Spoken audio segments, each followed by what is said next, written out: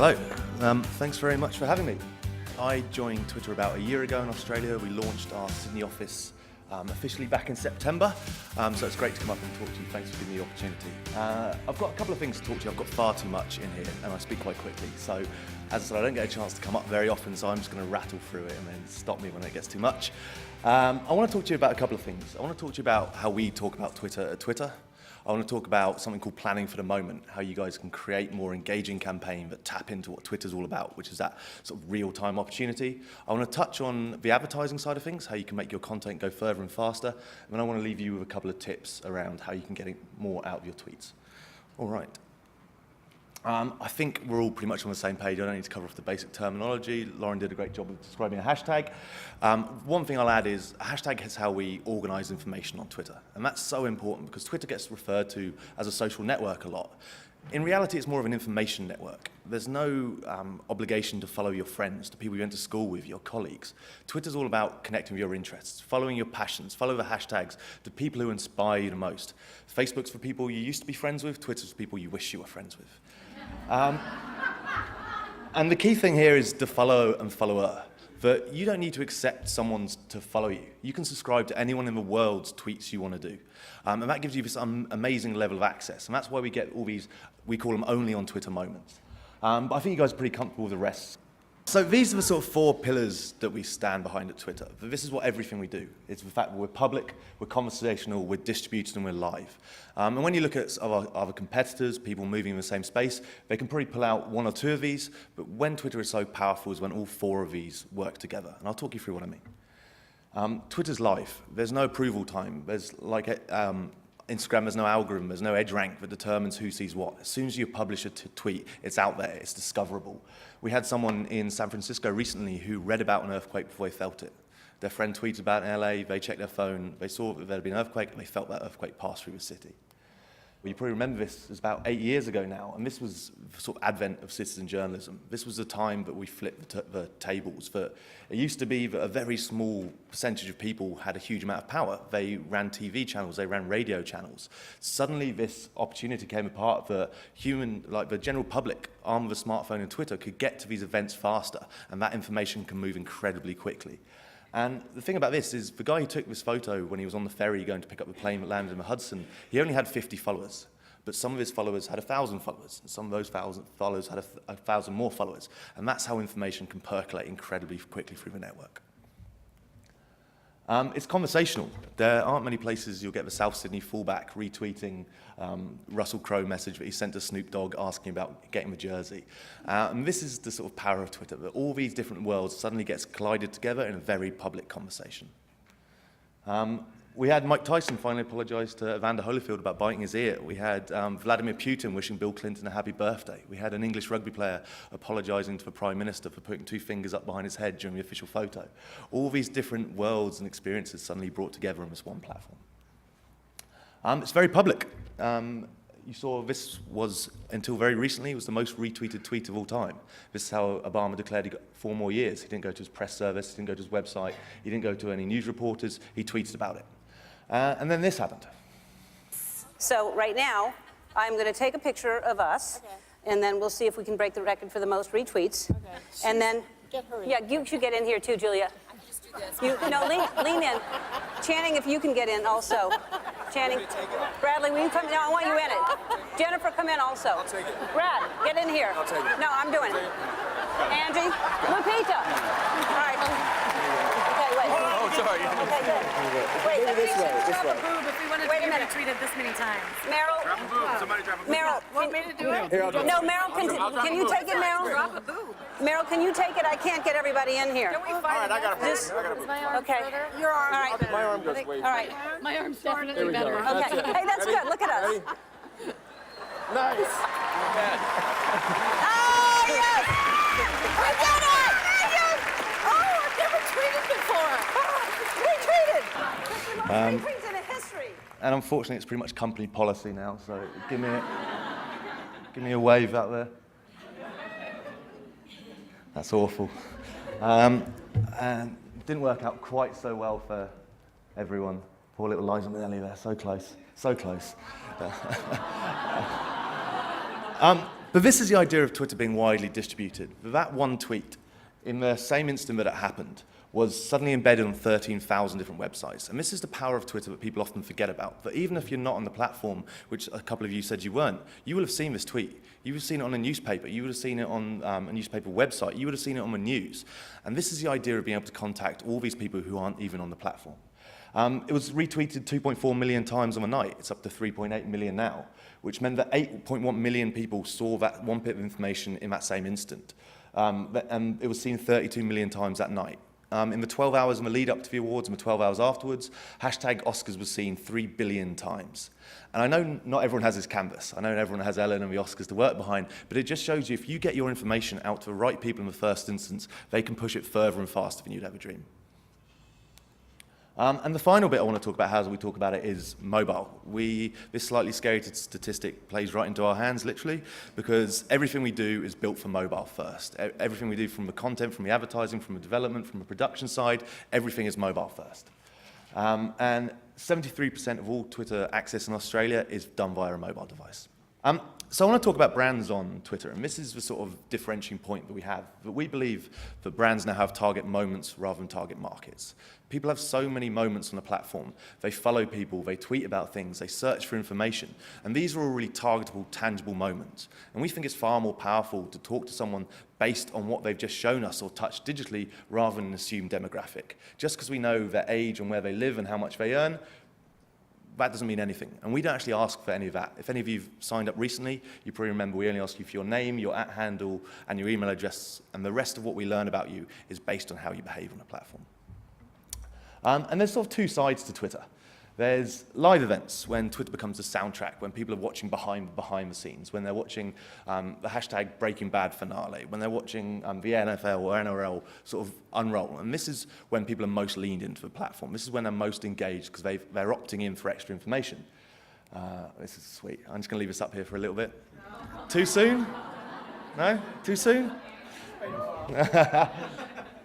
I think we could just leave it there for the rest of the time. So I'm going to talk to you about a big live moment that some of you might have seen last week. I'm an honorary New South Welshman, I'm afraid to say. And this live moment was huge. During the game, there are 118,000 tweets containing the hashtag origin that happened during that game. And the thing for brands is this scares a lot of brands because they think you have to have a war room. They think you have to be Oreo. They think you have to have your marketing team, your creative team, your client holder, the budget holder. Everyone sat in one room ready to make reactive content to be in this moment. The reality is, you guys all knew that there was going to be a winner at State of Origin, but you just didn't know who it was going to be. So there's your opportunity. Produce 2 tweets, one for New South Wales, one for Queensland. You didn't know who was going to score, but you knew someone was going to score. You didn't know there was going to be a defining moment, but you didn't know who was going to be involved in a defining moment, but you knew there was going to be a defining moment. And this is what we call planning for the moment. So these big events that are driving big conversation on Twitter, maybe it's events, maybe it's changes in policy or the budget or the law that mean that people are going to flock to Twitter and give you targetable moments, you can plan ahead and see what these environments are going to be. And these were the key moments during Origin. Obviously, the final siren went absolute berserk. The big tackle and then the try where he broke his shoulder. I don't know if that was one before. And I want to show you how a brand jumped into this sort of live moment because there are 118,000 opportunities to talk to people. And this is what Holden did.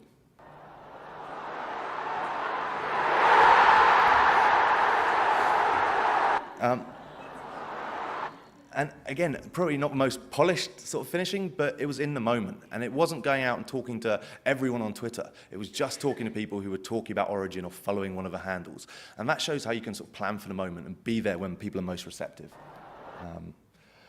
But it extends to everything. We saw My Kitchen Rules was huge on Twitter this year. There's so much conversation, and everyone thinks they're behaving independently and behaving differently on Twitter, but the reality is it's really predictable, and it follows the same peaks and troughs of conversation week in, week out. As soon as people on the show get a chance to feedback and talk about something, Twitter goes berserk. As soon as the starter comes out, everyone goes, oh, that's disgusting, I would smash that, I love that, that looks brilliant, how do I make that? Quiets down again, the main comes out, everyone flares up again on Twitter.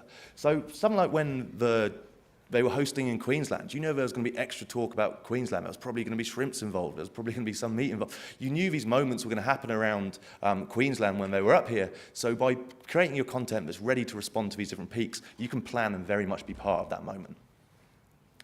And then, which might be slightly more sort of relevant for the travel industry, is these everyday moments. And this is people telling us what movie they're going to see, where they're planning to go on holiday, what they're eating for breakfast. And it's not just twerking and cats and Jared Hayne that we get on Twitter. These are actually the most commonly occurring conversations. And you can see they're pretty consistent throughout the year. If you launch a new iPhone, you get a big spike. If you elect a new president, you get a new big spike. But these are all very, very much targetable conversations. And you can see, quite surprisingly, the travel conversation is pretty consistent throughout the year. I just want to show you a quick example. I think I've shown some of the Tourism Queensland guys this before. But this is a really good example of how you can target everyday moments. This is Lowe's, who are like an upmarket Bunnings out in the States. There's a huge amount of conversation on the platform about moving house, I'm renovating, and I've got to spend a weekend at IKEA. Very much targetable moments around DIY. So what they produced was this, which they call Fix and Six. So it's these little life hacks, and they use our Vine platform. So if anyone hasn't used that, that's our video play, where you can do 6-second videos, but you can start and stop as many times as you want. And they made this content and then just took it out and just targeted people who were saying, oh no, I'm going to IKEA. And that's the sort of model at Twitter. It's not about targeting 2 million people and hoping that 0.5% of them engage. Let's target 2,000 people who are in that moment and get 15% of them to engage. And that actually works, if anyone's interested. And I'll rattle through this because this is not news to any of you, but travel conversations are growing. People are sharing their desire to travel. They're telling us what they're doing all the way through the sort of funnel when it comes to traveling. They're giving us signals like, oh, I need a break, I'm shattered, I need a holiday, any recommendations? They then bring it a step down. And then when they're starting to plan their trip, they actually ask for recommendations, both across leisure and business travelers. They're sharing their bookings. So when they actually make that point to purchase, or they're saying, shall I go with lastminute.com or Expedia, they're giving that opportunity to sort of connect with them. Again, all really good organic opportunities to connect with them as a brand. And then, again, no big surprise, but when they're on their trips, we can actually find the people who are talking about, just landed at LAX, any recommendations, I've got a 12-hour stopover. All really rich moments and conversations that are happening. If you guys are nimble enough, you can step in on. So I want to give you a bit of a framework in terms of how you can actually plan for this moment. Because you've got the always-on side of things, and that's when you know people are talking about whale watching, or they're talking about turtles, really ripe opportunities for you to step in. You've then got your content calendar, which is when you ramp up activity and tend to try and distribute it a little bit harder. You've got the scenario planning. So again, for the next game of Origin, have a couple of different tweets ready to go depending on what the result is. Look like you're being responsive when you've actually done the planning up front. And then real-time response, incredibly valuable. It doesn't have to be polished, it doesn't have to be glossy, it just has to be timely to work on Twitter. Any of you want to take it a step further, I'm just going to touch on how the advertising actually works on Twitter, because I know if any of you brand managers in the room, there's nothing more frustrating than doing a finely crafted tweet that you think's brilliant, you put it out there, and then a big bit of news comes along, blows it out of the water, and it gets 2 favorites and a retweet, and then you're like, oh, how long do I have to wait till I post that again? So I'm going to show you a couple of techniques you can do to sort of increase the distribution of your content. Sorry, a bit of a quote from our CEO, Dick Costello, which sort of sums up our approach to advertising, but we're moving from a world where we plan campaigns from the future to where we adapt campaigns to the moment. So these are our promoted products. This is how you can get your content out to more people. We've got 3 products, we keep it really simple, and the first thing is to mention that they're all completely native. We don't advertise around the platform whatsoever. People come to Twitter to discover more content, to discover better people to follow, to discover things that might be interesting to them. So we just make it easier for them. And the unique mindset they come in is they haven't come to see what their friends' babies look like or their business contacts are up to. All they want to see is what's happening in the world that I care about now. They've curated this feed because it's their favorite chef, their favorite sports star, their sort of local bakery. They've pulled all these things into one place. So if your brand is timely and engaging enough, you can look really sort of embedded into this experience. So we've got promoted accounts. So if any of you want to scale your audience, that's how you get more people actually following your handle. And the differentiation here is that potentially on Twitter, 100% of your followers can see 100% of your content. The only filter we have is time, when they actually log in and check the platform. We've got promoted trends, and I'll show you a good example of one in a second. And that's how you can put your hashtag at the top of the trending topics for a 24-hour basis, and then promoted tweets. And that's how you can put your content in front of the feeds of people who are going to be most likely to receive it. Okay, I'm going to move quite quickly through this. So I don't know, did anyone of you see this remote control tourist campaign from Melbourne? Yeah. Great bit of work. Was anyone involved? Anyone moved since then? This was a great case study of how to use Twitter well. The idea was all you had to use was the hashtag remote control tourist. They had 4 guys with GoPros on running around Melbourne, and you could control what they did. You've got to get coffee at this place. This band's playing here tonight. You've got to do a lap of this racetrack. And for 4 days, they just ran around and did all these live sort of activations. So Victoria wanted to get the hashtag out there, so they took out Promote Trend, drove it out there, told people how to interact and how they could actually get their sort of voice heard, and then this went ballistic. Like over 1,800 different countries engaged in this and gave them an opportunity. Because they started off quite narrow and said, who loves Melbourne? Tell us what you should be doing. And then that spread, and because they did it over 4 days, by the 4th day, you had people in India going, just show me where to get the coldest beer in Melbourne. And it exploded like this, and it had all this great real-time content. We're just about to publish a case study on this, so look out for that. And then promote accounts. So this is a hotel in Melbourne who wanted to get more followers. So this is how you can go out, and you just buy this, so you only pay when people actually follow you. And then a promoted tweet. So how do we get your content in front of the right people? And we can do this in a couple of different ways. We can take your content and we could target this just to people who follow other whiskey brands or whiskey labels. Or we could target it just at someone who's talking about whiskey or using hashtag whiskey. So that's the sort of tailored approach we take. And in terms of a buy model, you only pay for a cost per engagement. And this is the sort of indication of a keyword targeting. So if you guys have got any events coming up, if it's turtle season or whale watching season, you know you want to be in and around that moment, you can buy those keywords or hashtags that people are using in their tweets and then just target that individual user, and then you only pay if they actually engage. Again, happy to have a chat about this because I don't want to turn into a big sell. Okay, great. So where constraint inspires creativity? A couple of hurdles we have as a business is some guys have just about got their head around Facebook and YouTube, and they come to Twitter and are like, well, how am I going to tell my whole story in 140 characters? I've got so much to say. There's no way I'm going to be able to do this. And my dad sent me a great quote a couple of weeks ago from Mark Twain that said, editing is an art. I didn't have time to write you a short letter, so I wrote you a long one. And that's really the idea behind Twitter, writing a good tweet. If you know what you're doing and you're very concise and you've got your content organized, you can actually pack a huge amount into a tweet. But we're doing a couple of things to make it easier for you as well. And people say there's a magic formula here, and people say, I've got to be funny to be on Twitter, otherwise people won't engage with me. That's not really realistic. As long as you choose 2 of these things, and you can add some value to people's feeds, be helpful or informative or fun, it doesn't have to be all 3, just pick 2 and stick to it. And this is what people most value in terms of what they get on Twitter. Exciting, funny, informative is by far the most valued on Twitter. I'll give you a good example of this. This could have been a really boring update, but it's incredibly visual and striking. This is just Aer Lingus telling you in a very soft way why their flights have been delayed, because no one can see out the air traffic control room. And if that had just been a really bland update, more status to follow, details suspended between X, Y, and Z, like that would have done no engagement at all. But because they were honest and open and shared, and again, it's not the most polished execution, but it's timely and it's visual. A couple of quick tips I wanted to sort of talk you through is keep it short. We actually see tweets with under 100 characters drive extra engagement, and it's for a couple of reasons that people are getting increasingly lazy and they're not actually willing to read a whole 140 characters. But the other thing is people tend to have said what they want to say in 90 characters and then just panic and bang a load of hashtags in there. And it's sort of, when you've got 6 different hashtags, yeah, it's quite useful for plugging into lots of organic conversations. Or another way of looking at it is if you've given people 6 opportunities to click away from what you're actually saying and to join into other people's conversations. Keep your content fresh. For big brands, we say tweet as much as you eat. People are that willing, and the shelf life's pretty short on Twitter, so you can be pretty aggressive in terms of how much content you push out if you've got it. Also be aware of when your users are on Twitter. If there's a certain TV program or a sports event that you know your audience are going to be watching and will be watching on Twitter as well, be more active during that period. If they are big fans of My Kitchen Rules and it's based in Queensland, get your foodie content out during My Kitchen Rules where it's based in Finland, because you know people are going to be in that mindset and most receptive to it. And that's when Twitter becomes really powerful, is when you get all that above the line noise and conversation that's happening and position yourself as closely to it as possible. Leverage Twitter cards. I'll show you what they look like in a second. Basically, they're tiny little applications that allow you to expand from a tweet and deliver slightly more than 140 characters. And then include a video or a photo.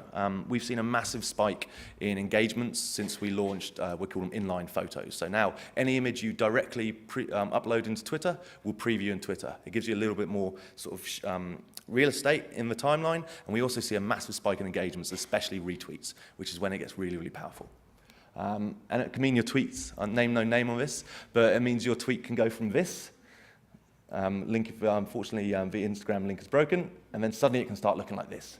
And you can imagine which will get sort of more engagement and more cut through. A couple of great examples. TQ did this early on. You can now put up to 4 images in a single tweet. People can scroll through them as a sort of gallery, and you can also tag people or businesses or organizations, whoever you want to be, in those images to help scale it. Insert video. If you put Vine or YouTube directly in there, or Vimeo now, it will seamlessly integrate and people can watch the content directly from that tweet. This is one of our Twitter cards, and this is something we use for lead generation if that's something that's important to any of your businesses. The way this starts, it starts live as a normal tweet, 140 characters at the top, and then you can put your image and your call to action you'd like to use. This was for Cricket Australia when Michael Clarke had his 100th test, again, slightly sore subject for me, and they collected 1,800 @handles in one afternoon using this tool, and then turned them all into that collage you see on the right and took out full-page spreads from Australia saying thank you to Michael Clarke. This is another one we premiered for State of Origin. This is a voting card. This is only in beta at the moment, but it's rolling out, so it just drives really quick polling information sort of from directly within the tweet. Vine, any of you guys using Vine? Yeah, it's really underused for travel. Travel is an area it makes absolutely the most sense for. So if no one's ever sort of had a play around with Vine, download it. It's really good fun. 6 seconds, you can stop and start as many times as you want. So you can almost do sort of time-lapse photography, and you can put incredible things sort of together. Sorry, it's the most distracting slide in the world. I appreciate that. I could just shut up for a minute here. But I think I mentioned this when I first met the TQ guys a couple of weeks, about 8 months ago now. Such a simple thing. You've got someone arriving in Cairns for the first time. They've arrived at the airport. What's the cheapest way to get into town? You could do a little Vine of showing them which ticket office to go to, which ticket to buy, which stand to get the bus on, because that's always the worst bit of holiday. All you could do is just find anyone who's saying, just arrived in Cairns, and you could just hit them with this Vine saying, here's the easiest way to get into town, or you're going to Barrier Reef, here's the easiest instructions for it. So you could be really informative and useful. And the amount of UGC around, it tends to be more users than brands that are using this now, but the travel community has really jumped on Vine just to give a really sort of in-depth view on their experience. And I want to show you a couple of random things that are happening as well. We've now got 300 sharks at Tweet. I don't know if anyone's seen this, but off Western Australia now, all the sharks that are tagged up for conservation, they've got geotagging on. As soon as they come within a certain distance of one of the beaches, it sends out a tweet from the Surf Life Saving saying this shark is one rare. We're pushing really hard to try and get the individual sharks to get handles, because that would be even more entertaining. But we're not quite there yet. And I want to leave you just a couple of quick sort of points on this, that not all of Twitter happens on Twitter. There's such simple things you guys can be doing now to be driving your engagement on the platform. This was some great work our partnerships team did at New Year's Eve. They managed to get the hashtag and the bird on the Harbour Bridge about 5 minutes before midnight. I know, again, not everyone has this canvas, but everyone around the world, everyone there, everyone who was in that moment knew which hashtag to do. So that suddenly brought everyone into one conversation that if you were a brand with good, credible content, you could absolutely engage and enter into that conversation in a meaningful way because you know where they all were. But if you're sponsoring anyone, if you've got advertising hoardings anywhere, I'm working with quite a lot of sports teams at the moment to use the back of their advertising hoardings, which are facing the crowd, to get their hashtag on there, get that handle on there. All this wasted space, get it on your boats, get it on your email footers, get it on the shirts of sort of local guys, the guys who are sort of working for you. Give them a reason to connect, and if you show people where to do it, they'll more often than not do it. And finally, I think this is a brilliant use of Twitter. This is, and Instagram. This was Morgan out in California, where they had a big fire a couple of years ago. And you can see that whole area in the background is burnt down. And they've said, just put your phone into the little holster, take an image now, use the hashtag, and basically we'll create a time lapse of this area's recovery. And that's such a simple, easy way to get, that tells people exactly how to do it. There's no ambiguity over what hashtag to use or where to put it, and then they can create something really beautiful and community-driven the longer this goes on for. And I think that's a really excellent sort of example, and I'm going to finish on that because I've absolutely rattled through that. Queensland shines on me, where it shines. Queensland shines on me, where Australia shines.